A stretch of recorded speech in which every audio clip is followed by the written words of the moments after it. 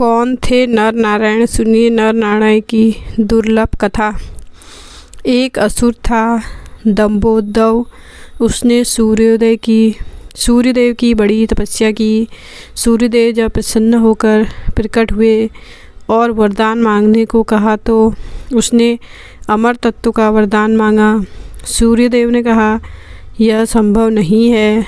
तब उसने मांगा कि उसे 1000 दिव्य कवचों की सुरक्षा मिले। इनमें से एक भी कवच सिर्फ वही तोड़ सके जिसने 1000 वर्ष तपस्या की हो, और जैसे ही कोई एक भी कवच को तोड़े वह तुरंत मृत्यु को प्राप्त हो। सूर्य देवता बड़े चिंतित हुए। वे इतना तो समझ ही पा रहे थे कि यह असुर इस वरदान का दुरुपयोग करेगा, किंतु उसकी तपस्या के आगे वे मजबूर थे। उन्हें उसे यह वरदान देना ही पड़ा। इन कवचों से सुरक्षित होने के बाद वही हुआ जिसका सूर्यदेव को डर था। दंभोदर अपने सहस्त्र कवचों की शक्ति से अपने आप को अमर मानकर मनचाहे अत्याचार करने लगा। वह सहस्त्र कवच नाम से जाने लगा। उधर सती जी के पिता दक्ष प्रजापति ने अपनी पुत्री मूर्ति का विवाह ब्रह्मा जी के मानस पुत्र धर्म से किया। मूर्ति ने सहस्त्र कवच के बारे में सुना हुआ था और उन्होंने श्री विष्णु से प्रार्थना की कि इसे ख़त्म करने के लिए वे आएं। विष्णु ने उसे आश्वासन दिया कि वे ऐसा करेंगे।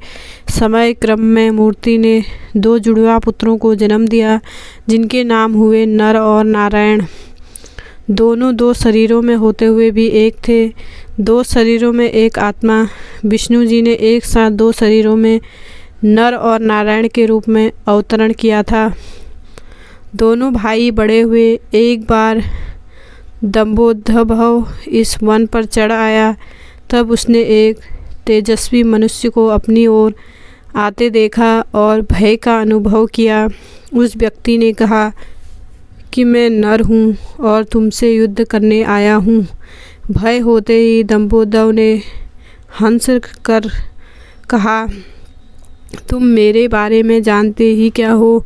मेरा कवच सिर्फ वही तोड़ सकता है जिसने 1000 वर्षों तक तप किया हो। नर ने हंस कर कहा कि मैं और मेरा भाई नारायण एक ही हैं। वह मेरे बदले तप कर रहे हैं और मैं उनके बदले युद्ध कर रहा हूँ। युद्ध शुरू हुआ और सहस्त्र कवच को आश्चर्य होता रहा कि सच ही में नारायण के तप से नर की शक्ति बढ़ती चली जा रही थी। जैसे ही 1000 वर्ष का समय पूर्ण हुआ, नर ने सहस्त्र कवच का एक कवच तोड़ दिया, लेकिन सूर्य के वरदान के अनुसार जैसे ही कवच टूटा, नर मृत होकर गिर पड़े। सहस्त्र कवच ने सोचा कि चलो एक कवच गया ही सही, किंतु यह तो मर गया। तभी उसने देखा कि नर उसकी ओर दौड़े आ रहा है और वह चकित हो गया। अभी ही तो उसके सामने नर की मृत्यु हुई थी और अभी ही यही जीवित हो मेरी ओर कैसे दौड़ा आ रहा है। लेकिन फिर उसने देखा कि नर तो मृत पड़े हुए थे। यह तो हूबहू नर जैसे प्रतीत होते उनके भाई नारायण थे, जो दंभोदर की तरफ नहीं बल्कि अपने भाई नर की तरफ दौड़ रहे थे। दंभोदर ने अट्टहास करते हुए नारायण से कहा कि तुम्हें अपने भाई को समझाना चाहिए था। इसने अपने प्राण व्यर्थ ही गंवा दिए। नारायण शांतिपूर्वक मुस्कुराए। उन्होंने नर के पास बैठकर कोई मंत्र पढ़ा और चमत्कारिक रूप से नर उठ बैठे। तब दंभोदर की समझ में आया कि 1000 वर्ष तक शिवजी की तपस्या करने से नारायण को मृत्युंजय मंत्र की सिद्धि हुई है, जिससे वे अपने भाई को पुनर्जीवित कर सकते हैं। अब इस बार नारायण ने दंभोदर को ललकारा और नर तपस्या में बैठे 1000 साल के युद्ध और तपस्या के बाद फिर एक कवच टूटा और नारायण की मृत्यु हो गई। फिर नर ने आकर नारायण को पुनर्जीवित कर दिया और यह चक्र फिर चलता रहा। इस तरह 999 बार युद्ध हुआ। एक भाई युद्ध करता, दूसरा तपस्या। हर बार पहले की मृत्यु पर दूसरा उसे पुनर्जीवित कर देता। जब 999 कवच टूट गए तो सहस्त्र कवच समझ गया कि अब मेरी मृत्यु हो जाएगी। तब वह युद्ध त्याग कर सूर्यलोक भागकर सूर्यदेव के शरणागत हुआ। नर और नारायण उसका पीछा करते वहाँ आए और सूर्यदेव से उसे सौंपने को कहा, किंतु अपने भक्त को सौंपने पर सूर्यदेव राजी न हुए।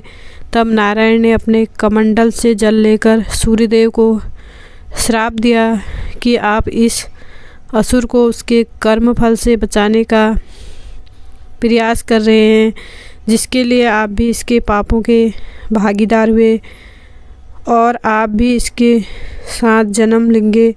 इसका कर्मफल भोगने के लिए इसके साथ ही त्रेता युग समाप्त हुआ और द्वापर का प्रारंभ हुआ।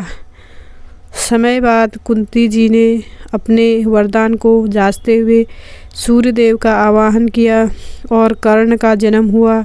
लेकिन यह आमतौर पर ज्ञात नहीं है कि कर्ण सिर्फ सूर्यपुत्र ही नहीं है, बल्कि उसके भीतर सूर्य और दंभोदर दोनों हैं।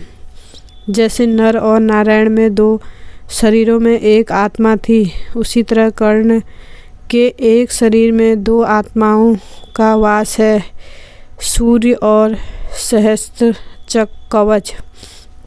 दूसरी ओर नर और नारायण इस बार अर्जुन और कृष्ण के रूप में आए। कर्ण के भीतर जो सूर्य का अंश है वही उसे तेजस्वी वीर बनाता है, जबकि उसके भीतर दंभोदर भी होने के उसके कर्मफल उसे अनेकानेक अन्याय और अपमान मिलते हैं और उसे द्रौपदी का अपमान और ऐसे ही अनेक अपकर्म करने को प्रेरित करता है। यदि अर्जुन कर्ण का कवच तोड़ता तो तुरंत ही उसकी मृत्यु हो जाती, इसलिए इंद्र उससे उसका कवच पहले ही मांग ले गए थे। आपको हमारी ये वीडियो कैसी लगी कमेंट बॉक्स में ज़रूर बताएं। Thanks for watching.